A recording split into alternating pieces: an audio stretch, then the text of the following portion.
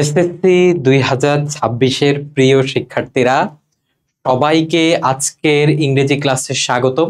আজকে তোমাদের ইংরেজির প্রথম ক্লাস এবং আজকে থেকে তোমাদের এই স্বপ্নযাত্রায়, এসএসসিতে সর্বোচ্চ রেজাল্ট আনার স্বপ্নযাত্রায় আমি রয়েছি, তোমাদের ভাইয়া, তোমাদের শিক্ষক মোহাম্মদ শারফিন আলম।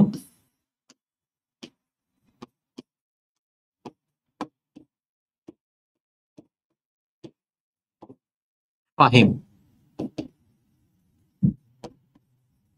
আমি জানি তোমরা কতটা ভয় পাও, কারণ আমি এই ভয় পার হয়ে এসেছি এবং এই ভয়কে জয় করে আমি 2020 সালে সারা দেশে এসএসসিতে প্রথম স্থান অর্জন করেছি।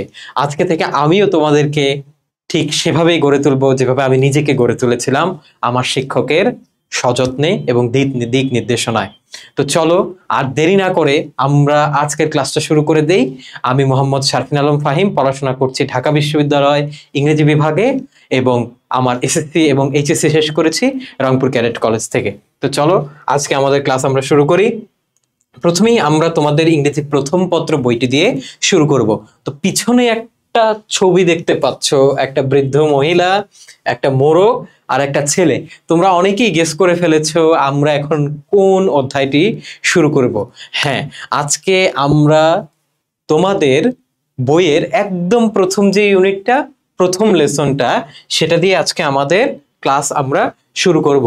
রয়েছে আমাদের unit 1 lesson 1 sense of self, অর্থাৎ নিজের। সেলফ মানে কি? নিজের একটা জিনিস, আর সেন্স মানে কি? অনুভব করা। এর মানে কি? নিজেকে অনুভব করা। ঠিক আছে, আজকের এই অধ্যায়ে টাইটেলটা হচ্ছে সেন্স অফ সেলফ, নিজেকে অনুভব করা। তো চলো আর দেরি না করে আমরা শুরু করে ফেলি। এই যে প্রথম অংশটুকু,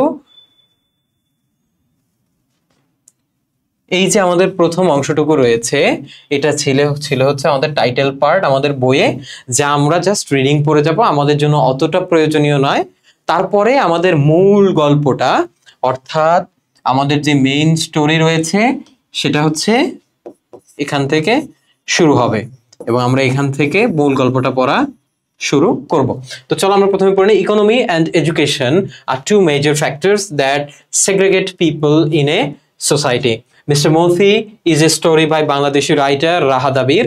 এটা হচ্ছে আমাদের বর্তমান সময়ের একজন রাইটার, নাম হচ্ছে রাহাত আবির, যিনি ডেইলি স্টারে এই গল্পটা প্রথম প্রকাশ করেন। Read the two sections of the story and try to understand the identity of the people belonging to different social classes. Also think about how human world and animals, birds are interrelated. মূলত এই গল্পটার উদ্দেশ্যটা কি? দুই শ্রেণীর মানুষকে আলাদা করতে বলেছে। কিসের উপরে ভিত্তি করে? ইকোনমি এবং এডুকেশনের উপরে ভিত্তি করে, এবং কিভাবে অ্যানিমেল এবং বার্ডস আর ইন্টাররিলেটেড। চলো আমরা শুরু করে ফেলি আমাদের মূল স্টোরিটা। আমরা আজকে খুব একটা কি বলবো, সূক্ষ্ম, ঠিক আছে, একটা সূক্ষ্ম ওয়েতে আজকে আমাদের পুরো গল্পটা আমরা পড়বো, একদম ধরে ধরে ওয়ার্ড বাই ওয়ার্ড আমরা প্রত্যেকটা শব্দ পড়বো। তো চলো আমরা শুরু করি। আমিন is 17 when the war breaks out. দেখো আমাদের গল্পটা শুরু হয়েছে প্রেজেন্ট টেন্সে, ঠিক আছে, মাথায় রাখতে হবে প্রেজেন্ট টেন্স, অর্থাৎ যিনি গল্পটা বলছেন তিনি, তার মানে প্রেজেন্ট টেন্সে, অর্থাৎ বর্তমানে বসে তিনি বলছেন, ঠিক আছে। ওয়ান মানডে, একটা সোমবারে, আফটার সাপার, সাপার মানে কি? রাতের খাবার, ঠিক আছে। তোমরা অনেকেই ভাবতে পারো যে ভাইয়া বা স্যার, যে তাহলে ডিনার মানে কি? মনে রাখবা ডিনারের আসল মিনিংটা হচ্ছে দিনের সবচেয়ে বড় খাবার, আর সাপার মানে হচ্ছে রাতের খাবার, ঠিক আছে। তো সাধারণত ডিনার কোথা থেকে এসেছে? ব্রিটেন থেকে এসেছে। সাধারণত ব্রিটিশরা, অর্থাৎ ইউরোপিয়ানরা, রাতের খাবারটা হচ্ছে সব থেকে বড় খেয়ে থাকে, যার কারণে ওদের দেশে আস্তে আস্তে রাতের খাবারকে ডিনার বলে প্রচলিত করে ফেলা হয়। কিন্তু ডিনারের আসল মিনিং হচ্ছে দিনের সবচেয়ে বড় খাবার, আর সাপার মানে হচ্ছে মূলত রাতের খাবার। আশা করি ভবিষ্যতে আর এই ভুলটা তোমরা কখনোই করবে না। He announces he will go to war. রাতের খাবারের পরে কোনো এক সোমবারে সে ঘোষণা করে যে আমি যুদ্ধে যাব। সোনাভান, শ্রিক্স, শ্রিক্স মানে কি? একটা কাঁপুনি দিয়ে ওঠা, ঠিক আছে। শ্রিক্স মানে কি? একটা কাঁপুনি দিয়ে, সাডেন একটা কাঁপুনি। ধরো আমি তোমরা হঠাৎ করে আমাকে দেখে কাঁপুনি দিলা, এটা হচ্ছে শ্রিক্স, ঠিক আছে। সোনাভান শ্রিক্স ইন সারপ্রাইজ, সে তো হতভম্ব হয়ে কাঁপুনি দিয়ে উঠলো। You want to leave me alone, বলতেছে কি রে বাবা, তুই কি আমাকে একা ছেড়ে চলে যাবি? তুই আমাকে একলা রেখে চলে যাবি? তো সে উত্তরে কি বলতেছে, ইট ওয়ন্ট টেক লং মা, হি অ্যাসিওরড হার। সে বলতেছে, আম্মা বেশি দিন তো লাগবে না, এটা খুব বেশি দিন লাগবে না, আপনি নিশ্চিন্ত থাকতে পারেন।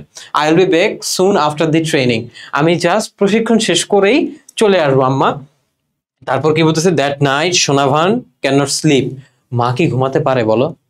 সন্তান, তোমাদের মারা কি, তোমরা যদি না খাও, তোমরা যদি না ঘুমাও, তোমরা যদি অসুস্থ থাকো, তোমাদের মারা কি ঘুমাতে পারবে?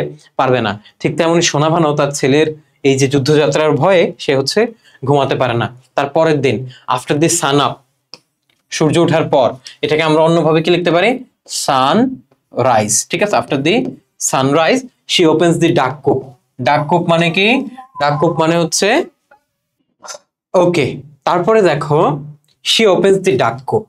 ডাক কূপ মানে কি? ডাক কূপ মানে কি, তোমরা যারা গ্রাম থেকে দেখছো বা যারা গ্রামে গিয়েছো, ঠিক আছে, তারা অবশ্যই জানো ডাক কূপ, অন্ততপক্ষে অনুমান করতে পারছো যে ডাক কূপ বলতে এখানে হাঁসের যে খড় আমরা বলি গ্রাম্য ভাষায়, হাঁসের যে খড় বা ঘর, সেটাকে বোঝানো হচ্ছে, হাঁসের ঘর। ঠিক আছে, হাঁসের যে ঝুপড়ি ঘর সেটাকে বোঝানো হচ্ছে। সে সেটা খুলে দিল। The flock streams out. দেখো কি সুন্দর ভাষা, স্ট্রিমস আউট, যেন পানির মতো বয়ে চললো, মানে অনেকগুলো হাঁস পানির মতো বয়ে চললো, স্রোতের মতো। The flock streams out, stretches.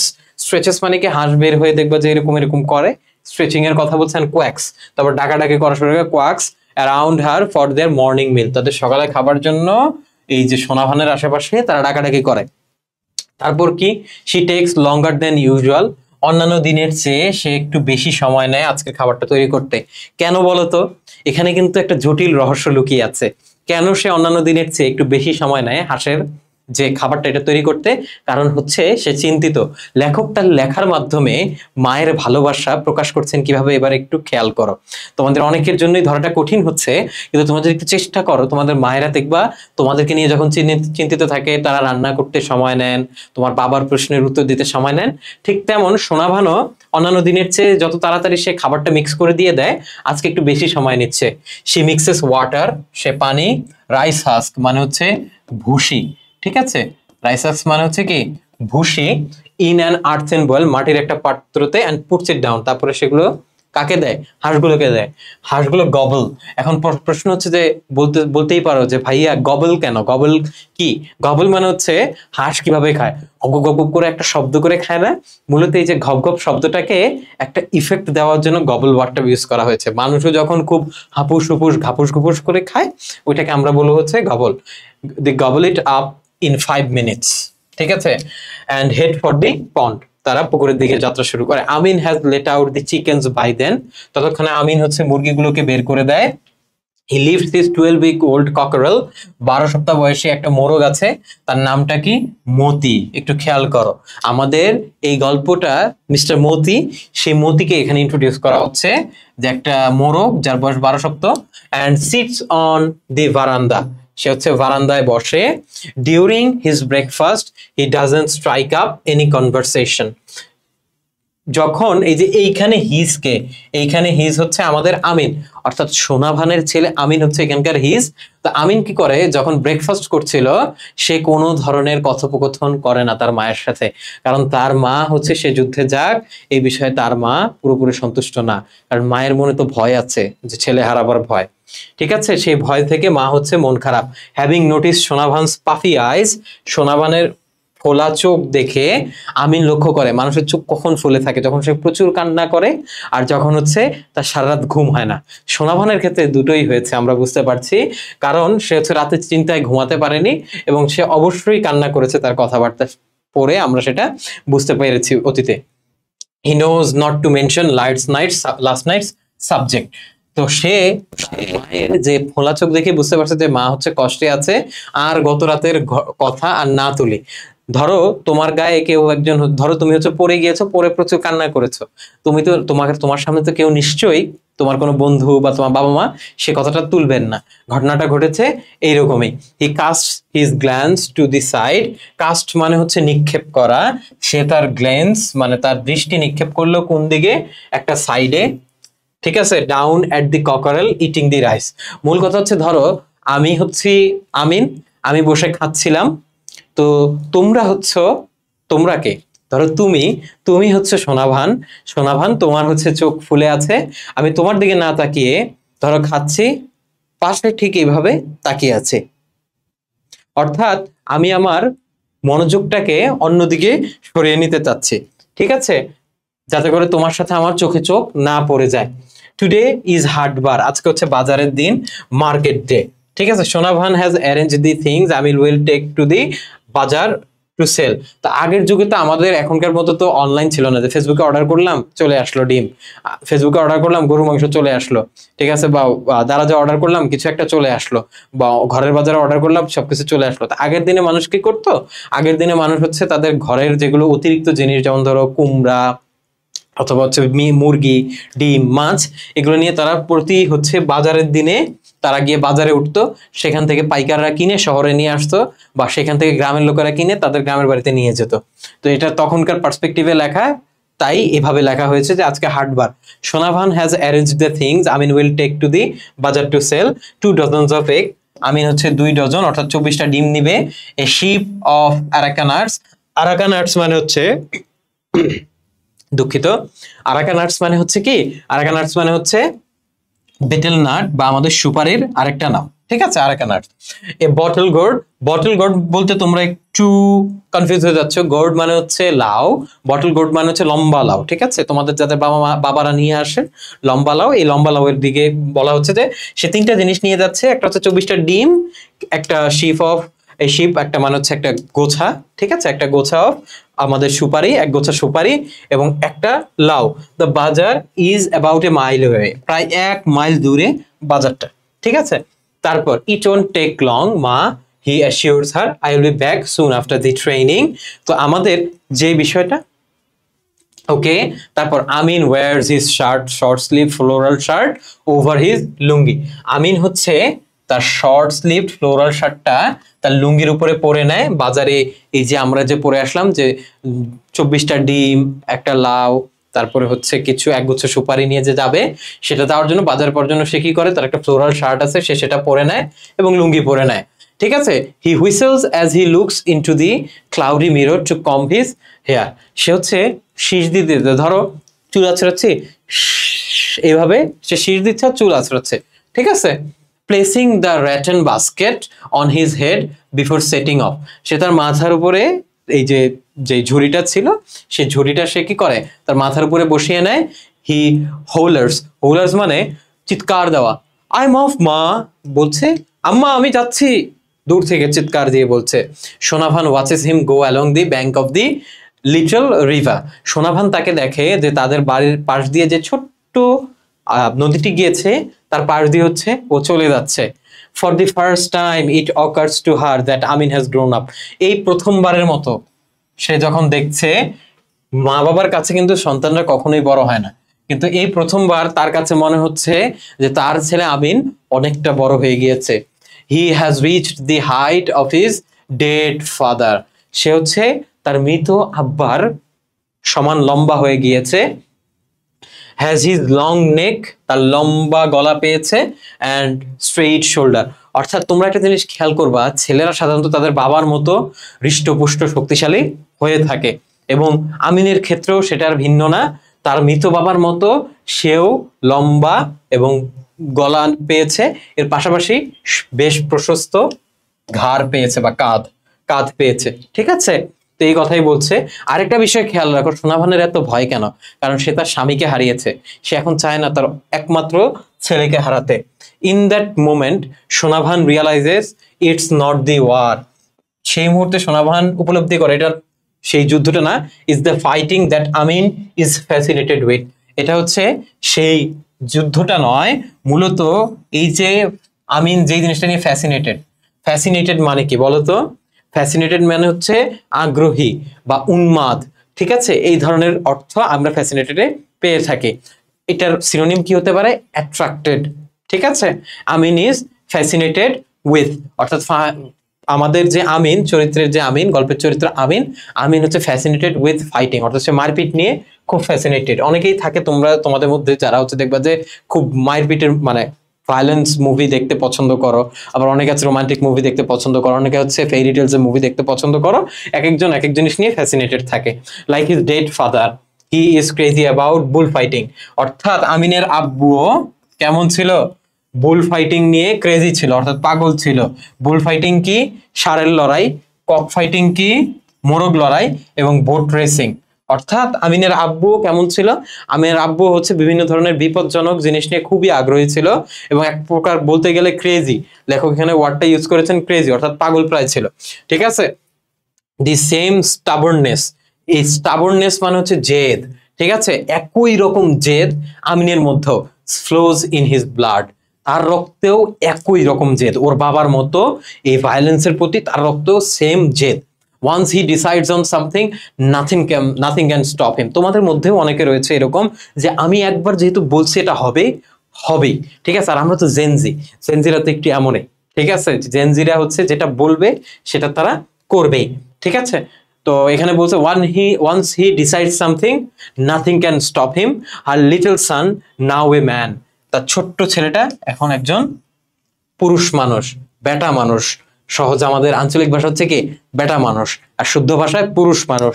ঠিক আছে, even up to his 15th birthday, barely a day passed without neighbors appearing with a slew of complaints.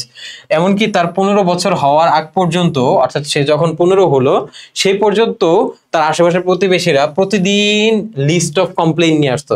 অর্থাৎ এখানে বোঝানো হচ্ছে যে আমিন কতটা নটি ছিল। ঠিক আছে, হাউ মিস্টিভিয়াস আমিন ওয়াজ। ঠিক আছে, আমিন কতটা দুষ্টু, ঠিক আছে, ছিল তার এলাকার মধ্যে, যে সবাই শুধু কমপ্লেন নিয়ে আসছো।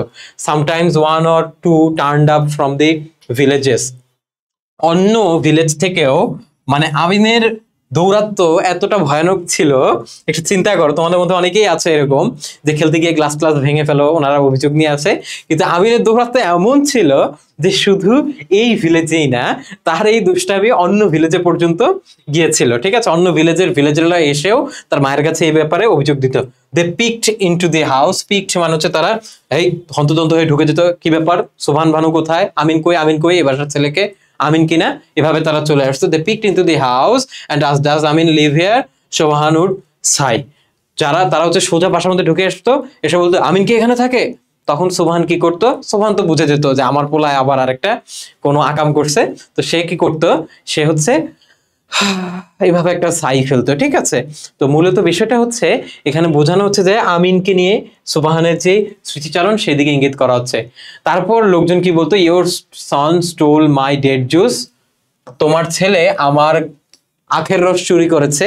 আমিনের ব্যাপারে মানুষজন অভিযোগ দিত। এমপ্টিড দ্য জুস পটগুলো, অর্থাৎ জুসের পাত্রগুলো তো শেষ করে ফেলছেই।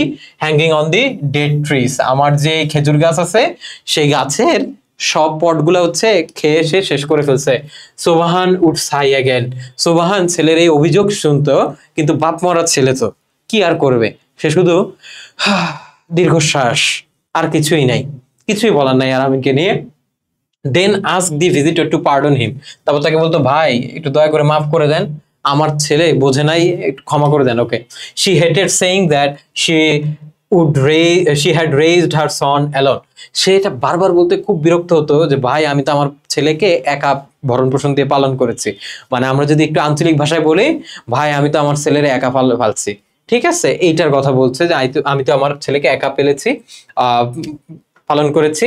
If she could spare them she would bring half a dozen eggs, hand them to the visitors, সে তাদেরকে বিদায় দেওয়ার জন্য কি করতো?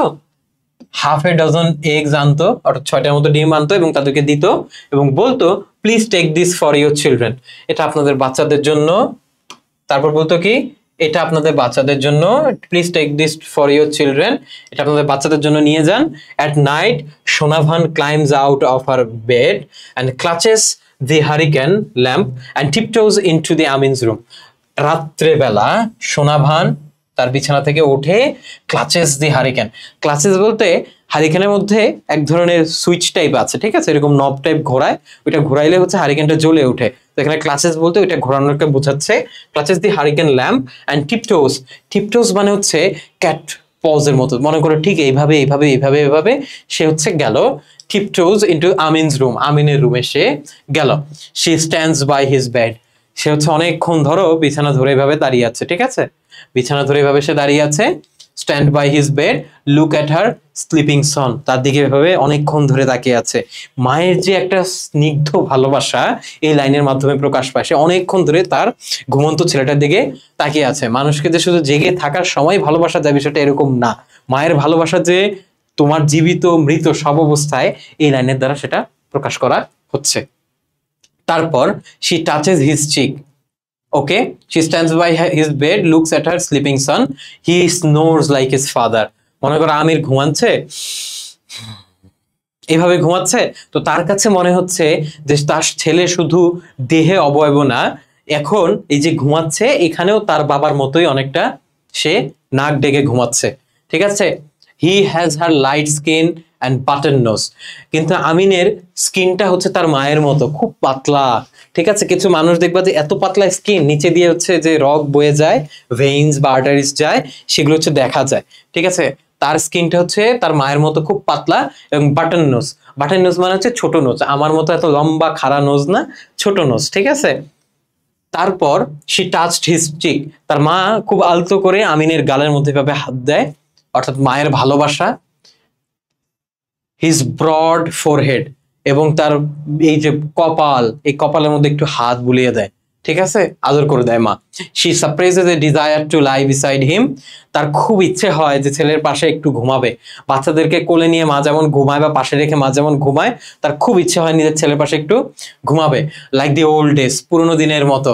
when she slept cuddling her baby, ওই যে পুরোনো দিনে ছোটবেলায় যখন আমিন ছোট ছোট ছিল, কাডলিং মানে হচ্ছে কাউকে জড়িয়ে ধরা, ঠিক আছে, কাউকে জড়িয়ে ঘুমানো, ঠিক আছে। তো কাডলিং করে যেভাবে মা বাচ্চাকে নিয়ে ঘুমায়, ঠিক সেইভাবে তার ঘুমানোর ইচ্ছা হয়, কিন্তু আর ঘুমায় না। তারপর দেখো সেকেন্ড পার্ট, দ্বিতীয়তে একটা নতুন পার্টে, এখানে আমরা এই যে ডট দিয়ে আলাদা করে দিয়েছি, a warning comes from old chowkidar's young wife. একটা মজার জিনিস দেখো, কত সুন্দরভাবে আমাদের আমাদের যে রাইটার, অর্থাৎ আমাদের যে রাইটার মিস্টার মতি রাহাত আবির, তিনি কত সুন্দরভাবে বাংলাদেশের ভিলেজ কালচারকে ক্রিটিসাইজ করেছেন। A warning comes from old chowkidar's young wife, অর্থাৎ চৌকিদারটা কি বুড়ো, কিন্তু ওয়াইফটা কি ইয়াং। অর্থাৎ কত সুন্দরভাবে এখানে একটা সার্কাজম করা হয়েছে যে একটা বুড়া লোক বিয়ে করছে হচ্ছে একটা ইয়াং মেয়েকে, এবং আমাদের বাংলাদেশের গ্রামে কিন্তু এটাই হয়ে থাকে, বুড়া লোক ইউজুয়ালি কি হয়, একটা ইয়াং মেয়েকে বিয়ে করে। watch your rooster she threatens, I don't want him in my house again. সে বলছে যে তুমি তোমার রুস্টারের দিকে খেয়াল রাখো, অর্থাৎ ওই যে আমাদের মতির দিকে খেয়াল রাখো। তোমরা আবার ভেবো না যে এই রুস্টার হচ্ছে আমিন, এটা হচ্ছে আমাদের মতি। she threatens, I don't want him in my house again. গ্রামে মানুষজন মনে করো তাদের জমি পতিত পড়ে থাকবে, কিছু বলবে না, কিন্তু গ্রামাঞ্চলে ধরো একটা জমি পতিত পড়ে আছে, কেউ কিছু বলবে না, কিন্তু তুমি সেখানে গিয়ে একটু ধরো ঘাস নিয়ে আসবা, তা নিয়ে দা কুড়াল নিয়ে তোমাকে হচ্ছে মারতে চলে আসবে যে হ্যাঁ আমার জমিতে আসছে। বুঝতে পেরেছো? গ্রামের মানুষের মধ্যে একটু হিংসাটা অনেক ক্ষেত্রে বেশি হয়, ঠিক আছে, সবাই না। গ্রামে যেমন ভালো মানুষ রয়েছে, ঠিক তেমন গ্রামে কিছু মানুষ রয়েছে যারা হচ্ছে ছোট্ট ছোট্ট জিনিস নিয়ে খুঁত ধরতে খুব পছন্দ করে, ঠিক আছে। If someone touches my boy, কেউ যদি আমার ছেলেকে ধরে, Sonabhan response, they will see the consequences. Sonabhan বলে যে আমার ছেলেকে যদি কেউ ধরে তাহলে তার খবর আছে। এখানে বলতেছে she grounds Moti for N entire day. দেখো সোনাভান, তার ছেলে তো আমিন, আমাদের মনে একটা প্রশ্ন না যে ভাইয়া সোনাভানের ছেলে তো আমিন, কিন্তু সে তো এখানে মতিকে গ্রাউন্ড করলো, তাহলে কিভাবে কি? মূলত বিষয়টা হচ্ছে আমিন যুদ্ধে গিয়ে মারা গিয়েছে, ঠিক আছে, আমিন হচ্ছে যুদ্ধে গিয়ে মারা গিয়েছে, তাই সোনাভান হচ্ছে এক প্রকার বলতে পারো পাগল প্রায় হয়ে গিয়েছে। এবং আমিনের যেই আমাদের এই মোরগটা আছে, সেটাকেই সে হচ্ছে পাগল মাটা হচ্ছে তাকে ছেলের মতো লালন পালন করে। তো মতিকে সে গ্রাউন্ড করে রাখে, গ্রাউন্ড মানে হচ্ছে আটকায় দেওয়া। ইট মেক্স হিম স্যাড, মতি হচ্ছে সাধারণত কি পশু পাখি কি উঠতে চায়, দৌড়াতে চায়, লাফাতে চায়, তো সে তো স্যাড হয়ে যায়। ইজ ফোরলর্ন ক্যাপটিভিটি, তার হচ্ছে এই যে আনহ্যাপি, কষ্টের ক্যাপটিভিটি ক্রুসিফাইসেস। আর ক্রুসিফাইসেস বলতে কোনো কিছু ক্রুসিফাই কি, এটা হচ্ছে এসেছে যীশু খ্রিস্ট থেকে। যীশু খ্রিস্টকে ক্রুসিফাইড করা হয়েছিল না, ঝুলিয়ে হত্যা করা হয়েছিল না বর্ষা দিয়ে, ঠিক আছে। সেটা এমন মনে হয় যেন সোনাভানের হৃদয়ে কেউ বর্ষা প্রবেশ করিয়ে দিচ্ছে, এতটা কষ্ট দেয় ওর এই বন্দিত্ব দশা। কার? মতির। She sets him loose the following morning, পরের দিন সকালে সে মতিকে ছেড়ে দেয়। সাম বয়েজ কাম, কিছু ছেলে আসে। She tells them and ask Sonabhan to lend them Moti for cock fighting at a fair. একটা ফেয়ার মানে কি? মেলা। একটা মেলায় মোরগ লড়াইয়ের জন্য তারা যেন মতিকে ধার দেয়। সোনাভানের কাছে তারা পারমিশন চায়, তারা অনুমতি চায়। সোনাভান কি বলে?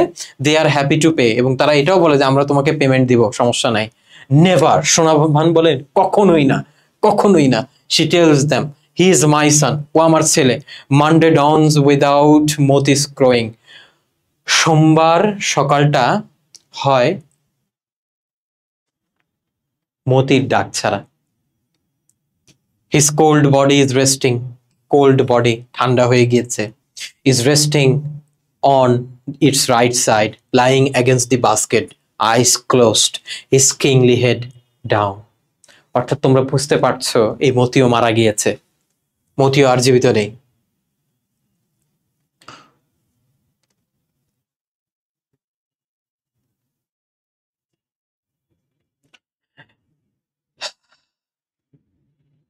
মতিও আর জীবিত নেই। উইথ মতিস বাস্কেট ইন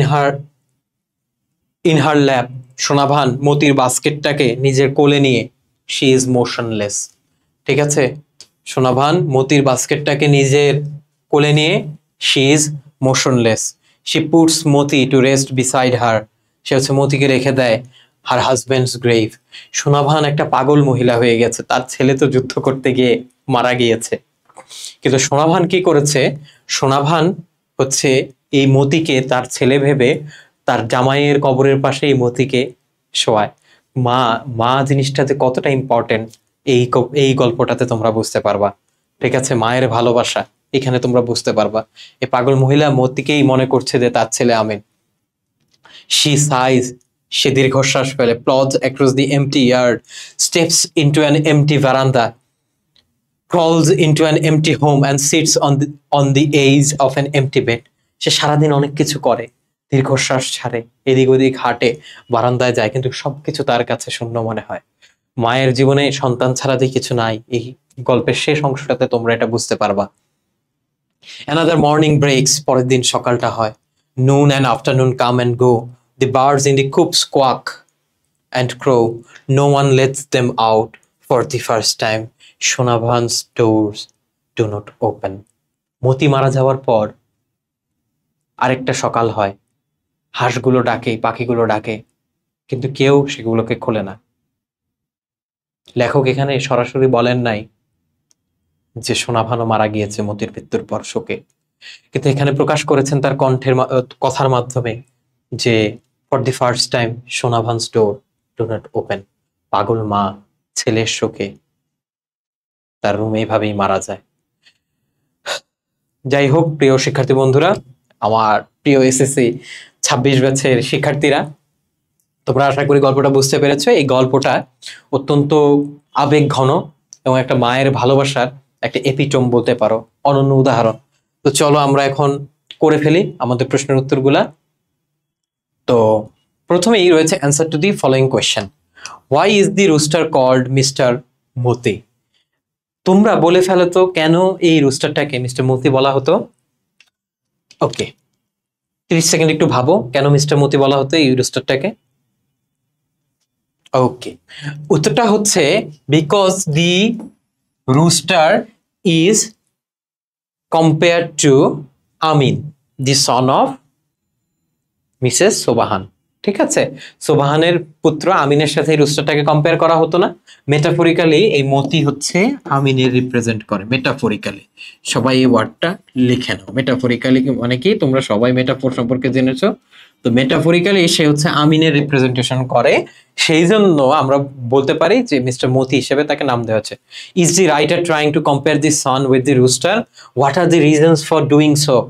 তোমাদের কি মনে হয় যে কম্পেয়ার করার ট্রাই করছেন? ইয়েস, অবশ্যই করছেন। তো কি কি কারণে হতে পারে, কি কি কারণে হতে পারে, কি কি কারণে হতে পারে সেটার উত্তরটা আমি আজকের ক্লাসে দিব না, আমি তোমাদেরকে আগামী ক্লাসে উত্তরটা দিব। কারণ আমি চাই তোমরা নিজেরা একটু বুদ্ধিটা খাটিয়ে, আমি তো তোমাদেরকে পড়ালাম, তোমরা একটু নিজেরা বুদ্ধিটা খাটিয়ে এই প্রশ্নটার উত্তরটা দিয়ে ফেলো, ঠিক আছে। তারপর why is the story a Bangladeshi story, which war is referred to in the story? ওকে, এটা why is the story a Bangladeshi story তুমি বেশ কয়েকভাবে বলতে পারো, যে যেহেতু এখানে নামগুলো বাংলাদেশি, ঠিক আছে, সেটিংটা Bangladeshi, the setting of the story is in Bangladesh, so setting of the story কি বাংলাদেশ, ঠিক আছে। আর রাইটারও কি বাংলাদেশি, আমাদের যে রাইটার সে হচ্ছে বাংলাদেশ, রাইটার বাংলাদেশি, সো এই জন্য আমাদের এই স্টোরিটা বলতে পারি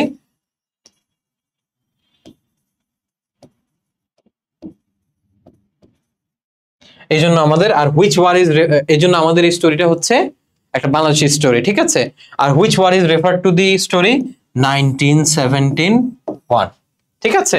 do you know what cock fighting is, এখানে প্রশ্ন করছে do you know what cock fighting is, yes of course you do.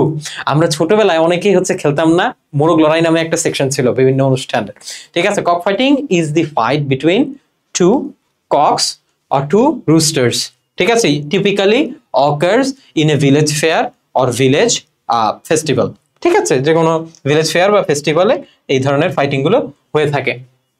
Make a list, তারপর what do you think about mother and son relationship, এইবার বলো তো এই গল্পটাতে মা এবং ছেলের সম্পর্কটা কেমন, খুবই ঘনিষ্ঠ না, ইন্টিমেট, ইমোশনাল,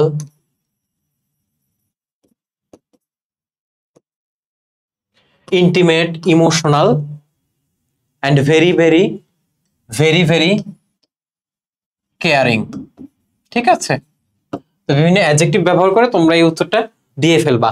তোমরা অবশ্যই অবশ্যই এই উত্তরগুলো কমেন্ট বক্সে করবা, আমি নিজে তোমাদের উত্তরগুলো দেখে সবাইকে ধরে ধরে আমি উত্তরগুলো দিয়ে দিব। অবশ্যই অবশ্যই ভিডিওর কমেন্ট বক্সে তোমরা এই উত্তরগুলো দিবা, ঠিক আছে। In our culture, sons are believed to follow their father's ways. Acha, B number, make a list of words from the story that have cultural connotations. Make use of them in a conversation between two friends of your class. তো আমাদের যে cultural কন্নোটেশনস রয়েছে, যেমন ধরো heart, ঠিক আছে, বিভিন্ন word হচ্ছে যেমন হার্ট, চৌকিদার, ঠিক আছে, চৌকিদার ওয়ার্ডটা রয়েছে, হার্ট রয়েছে, কক ফাইটিং রয়েছে, বোট রেসিং রয়েছে, তারপর বুল ফাইটিং রয়েছে, এগুলো হচ্ছে বিভিন্ন কালচারাল কন্নোটেশন। তারপরে লুঙ্গি, তারপরে রয়েছে ফ্লোরাল শার্ট, লুঙ্গি, ফ্লোরাল শার্ট, বাইসাইকেল, তারপর বাস্কেট, তারপর হচ্ছে আমাদের যে সুপারি ওই অংশটা, তারপর হচ্ছে বোটল গোর্ড, এগুলো হচ্ছে সব আমাদের কালচারাল কন্নোটেশনের সাথে জড়িত। তো এরকম কয়েকটা ওয়ার্ডের তুমি লিস্ট করে ফেলবা, আমি কমেন্ট বক্সেও তোমাদেরকে ওয়ার্ডের লিস্টটা দিয়ে দিব, সবাই একটু কষ্ট করে দেখে নিবা। In our culture, sons are believed to follow their father's ways and daughters are found similar with their mothers. Do you see that kind of belief in this story? Discuss it with your friends and bring examples from your own life if you are compared with your father or mother. আচ্ছা, তোমরা ওই যে শুভা পড়েছো না বাংলা প্রথম পত্রে, শুভাই কি, শুভাকে কে নিজের পেটের কলঙ্ক মনে করেন, তার মা না? কেন মনে করেন? কারণ মারা মেয়েদেরকে নিজেদের একটা অংশ মনে করেন, ঠিক তেমন বাবারা ছেলেদেরকে তাদের একটা অংশ মনে করেন। যদিও আমিনের ক্ষেত্রে দুটোই এসেছে, তার মায়ের কি এসেছে স্কিন আর বাটন নোজ, আর বাবার হচ্ছে বাদ বাকি। তো ঠিক তেমনই তোমাদের মধ্যেও কারো না কারো নানান ধরনের জিনিস আছে যেগুলো তোমাদের বাবাদের কাছ থেকে পেয়েছো, আবার কয়েকজন হচ্ছে মায়ের কাছ থেকে কিছু পেয়েছো। এখন তোমরা কোন অংশটুকু বাবার কাছ থেকে পেয়েছো এবং কোন অংশটুকু মায়ের কাছ থেকে পেয়েছো, এরকম একটা ছোট্ট জিনিস তোমরা নিজেরা মজা করে করতে পারো। এবং সর্বশেষ, arrange a debate on the motion, man is known by his work not by his look. এটা হচ্ছে শেক্সপিয়ারের একটা অমর বাণী, all that glitters is not good এর মতো। আর অথবা আরেকটা বাণী আছে, যে ডোন্ট জাজ এ বুক বাই ইটস কাভার, অর্থাৎ লুক দেখে কাউকে জাজ করো না, তার কর্ম দেখে, ঠিক আছে, কর্মে জাজ করো, ঠিক আছে, সে কেমন কাজ করছে, ঠিক আছে। আমি কেমন দেখতে, আমাকে আমার চেহারা দেখে জাজ করো না, আমি তোমাদেরকে কেমন পড়াই তার উপরে তোমরা আমাকে জাজ করো, যে ভাইয়া আপনি ভালো পড়ান, খারাপ পড়ান, মন্দ পড়ান, যেটা পড়াই তোমরা সেটা আমাকে আমার পড়ানোর উপরে জাজ করো, ডোন্ট জাজ বাই মাই লুকস। তো এই ছিল হচ্ছে আমাদের আজকের ইউনিট 1 লেসন 1 পর্যন্ত। আশা করি তোমাদের সবার প্রত্যেকটা জিনিস আমি ধরে ধরে বোঝাতে পেরেছি, এবং লেসন 1টা আমি মনে করি তোমাদের চিরজীবন মনে থাকবে। তো সবাই ভালো থাকো, আজকে এই পর্যন্তই।